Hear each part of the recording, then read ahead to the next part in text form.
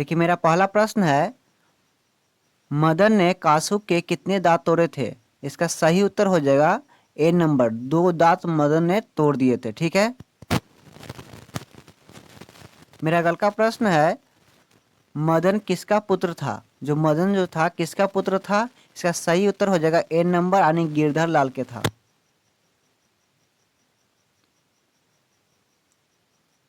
देखिए मेरा अगला का प्रश्न है, रिश्तेदार की पत्नी के कितने रुपये खो गए थे? तो मात्र 11 रुपये खो गए थे। इसका सही उत्तर हो जाएगा सी नंबर।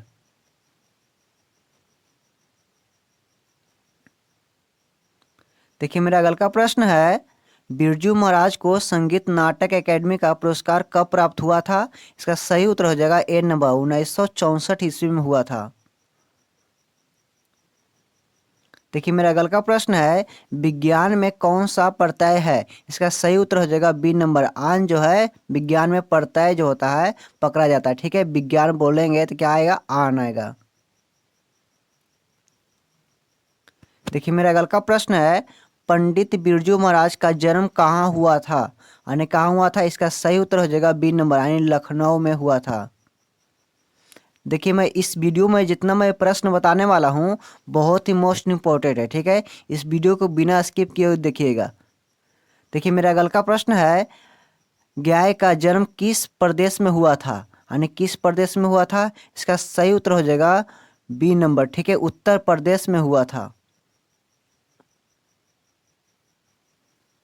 मेरा अगला का प्रश्न है, सेन साहब अपने पुत्र को क्या बनाना चाहते थे? तो वह इंजीनियर बनाना चाहते थे। इसका करेक्ट आंसर हो जाएगा बी नंबर। मेरा अगला का प्रश्न है, श्रम विभाजन जाति प्रथा प्रथा क्या है? ठीक है, यह क्या चीज है? याद रखिएगा, निबंध है। इसका करेक्ट आंसर हो जाएगा सी नंबर। देखिए मेरा अगला का प्रश्न है, हजारी प्रसाद द्विवेदी का जन्म कब हुआ था? इसका सही उत्तर हो जाएगा बी नंबर, 1907 ईस्वी में हुआ था। देखिए मेरा अगला का प्रश्न है, लक्ष्मण के बड़े पुत्र का क्या नाम था? यानी अच्युत नाम था। इसका करेक्ट आंसर हो जाएगा ए नंबर। देखिए मेरा अगला का प्रश्न है, मगम्मा किस भाषा की कहानी है? इसका सही उत्तर हो जाएगा डी नंबर, यानी कन्नड़ भाषा की कहानी है।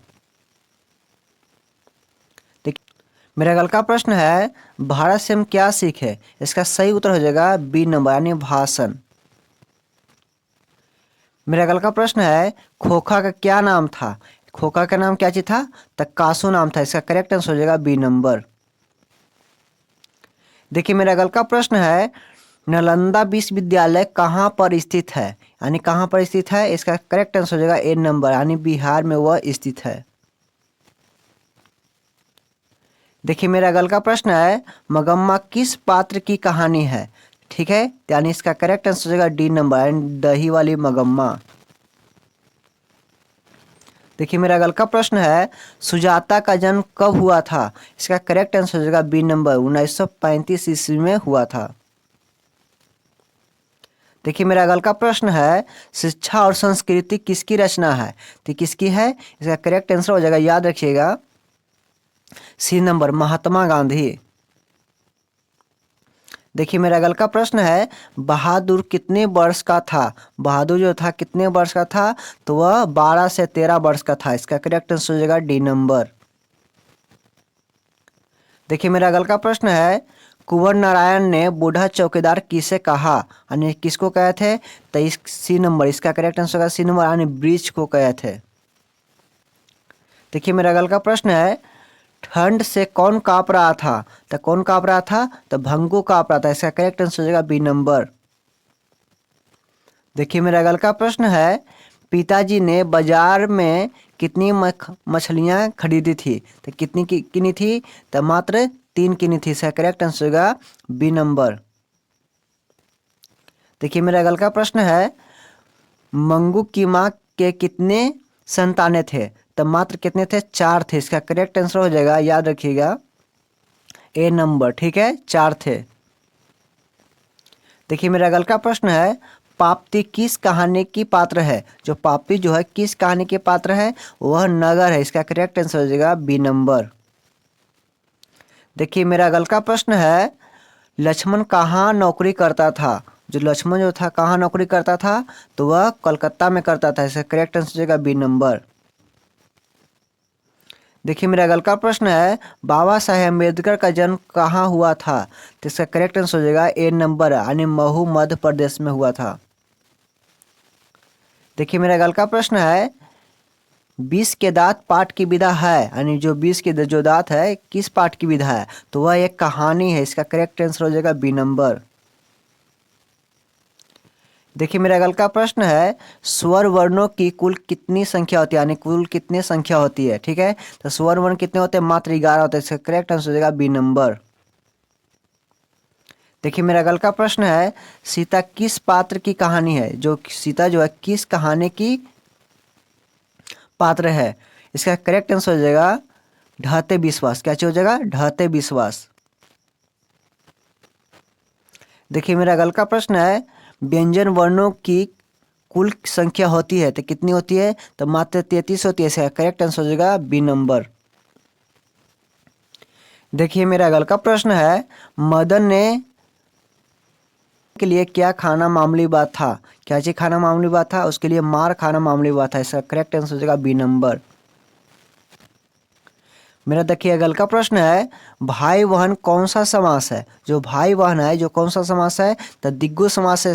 करेक्ट आंसर हो जाएगा डी नंबर। देखिए मेरा अगला का प्रश्न है, रामधारी सिंह दिनकर कहाँ के रहने वाले थे? तो वह कहाँ के रहने वाले थे? तो बलिया के रहने वाले थे। इसका करेक्ट आंसर हो जाएगा ए नंबर। देखिए मेरा अगला का प्रश्न है, मगम्मा किसके लिए मिठाई लेके जा रही थी? वह अपने पोते के लिए लेके जा रहे थे। करेक्ट आंसर हो जाएगा ए नंबर। देखिए मेरा अगला का प्रश्न है, मानव मुक्ति का प्रोद्योग किसे कहा जाता है? तो किसे कहा जाता है? इसका करेक्ट आंसर हो जाएगा बी नंबर, यानी भीमराव अम्बेडकर को।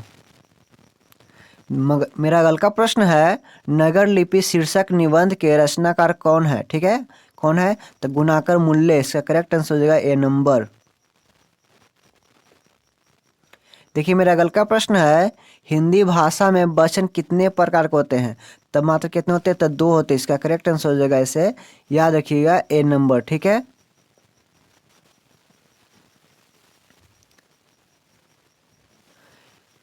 देखिए मेरा अगला का प्रश्न है, भाववाचक संज्ञा का उदाहरण है, यानी भाववाचक संज्ञा का उदाहरण है तो क्या चीज है? तो याद रखिएगा बचपन। क्या चीज है? बचपन जो है भाववाचक संज्ञा का उदाहरण है। इसका करेक्ट आंसर हो जाएगा सी नंबर। देखिए मेरा अगला का प्रश्न है, सीता के कितने बेटे थे? तो सीता कितने बेटे थे? तो मात्र 3 बेटे थे। इसका करेक्ट आंसर हो जाएगा ए नंबर।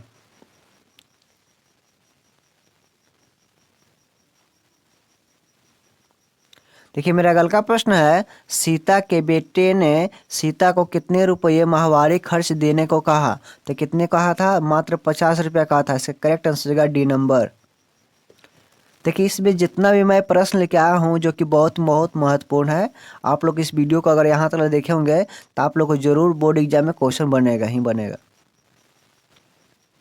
देखिए मेरा अगला का प्रश्न है, गुरु नानक की मृत्यु कब हुई? यानी गुरु नानक की मृत्यु कब हो गया था? तो 1900 यानी 1539 ईस्वी में हुआ था। इसका करेक्ट आंसर हो जाएगा डी नंबर। लेखक अपने पिता से मछली क्यों मांगना चाहता था?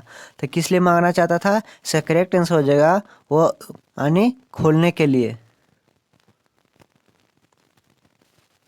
देखिए मेरा अगला का प्रश्न है, किशोर से मार खाने के बाद बहादुर क्या किया? यानी चुपचाप कोने में वो खड़ी हो गया था। इसका करेक्ट आंसर हो जाएगा सी नंबर। देखिए मेरा अगला का प्रश्न है, काशी किसकी पाठशाला है? यानी किसकी है? तो नृत्य के। इसका करेक्ट आंसर हो जाएगा बी नंबर। देखिए मेरा अगला का प्रश्न है, लौट कर आऊंगा फिर पाठ की विधा है। ठीक है, लौट कर आऊंगा फिर पाठ की विधा है। क्या चाहिए? कविता। इसका करेक्ट आंसर हो जाएगा ए नंबर। देखिए मेरा अगला का प्रश्न है, विशेषण के भेद होते हैं, यानी विशेषण के कितने भेद होते हैं? तो मात्र 4 होते हैं। इसका करेक्ट आंसर होगा सी नंबर। देखिए मेरा अगला का प्रश्न है, कुंवर नारायण पंडित मेरा अगल का प्रश्न है, कुंवर नारायण रचित पाठ है यानी क्या चीज है? तो एक वृक्ष की हत्या। ध्यान से सुन लीजिएगा, ठीक है, एक वृक्ष की हत्या, ठीक है। देखिए मेरा अगल का प्रश्न है, ईश्वर पेटलीकर किस भाषा की कथाकार है? तो किस भाषा के कथाकार है? यानी गुजराती। इसका करेक्ट आंसर हो जाएगा बी नंबर। देखिए मेरा अगल का प्रश्न है, अमरकांत का जन्म कब हुआ था? यानी अमरकांत का जन्म कब हुआ था? तो याद रखिएगा 1925 ईस्वी में हुआ था। इसका करेक्ट आंसर हो जाएगा ए नंबर। देखिए मेरा अगल का प्रश्न है, लौट कर आऊंगा फिर पाठ की लेखक है? तो क्या चीज है? इसका याद रखिए, इसका करेक्ट आंसर होगा डी नंबर, जीवन नंदन दास, ठीक है, याद रखिएगा।